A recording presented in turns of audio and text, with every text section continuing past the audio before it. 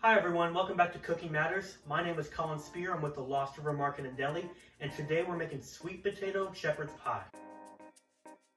Today's ingredients for shepherd's pie will be peas, garlic, pepper, salt, onion, Worcestershire, thyme, beef or turkey, mushrooms, broth, olive oil, sweet potatoes, milk, and flour.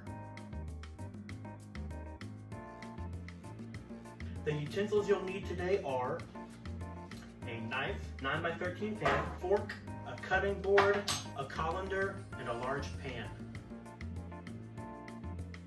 Our first step today will be to preheat our oven to 450. Next, we're going to rinse our sweet potatoes. We'll go ahead and poke holes all over the potatoes with a fork. We're going to put them in the oven until they're baked until soft, so probably about 45 minutes to an hour. While our potatoes are cooking, we'll want to chop our mushrooms into pieces, probably about a 1/4 inch thick. Mince our garlic, chop our onion. I have all of my vegetables chopped here, medium heat, and I'm going to add a little bit of oil to the pan. We're going to add in our meat. We're going to break it up. We're going to let this get a little brown before we add in the vegetables.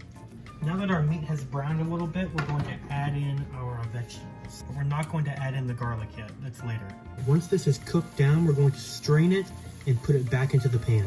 We have returned our mixture to the pan, and we're now going to add in our garlic and thyme. Stir that in and let it cook down for just a minute or two. Add in our flour. Stir this around until everything is coated in the flour. Add in our broth. Give this a good stir. 3 tablespoons of Worcestershire sauce. And mix that in.